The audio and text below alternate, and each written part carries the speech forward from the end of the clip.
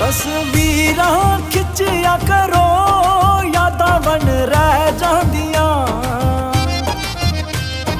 बंदा भावें मुक जांदा, तस्वीरां रह जांदियां।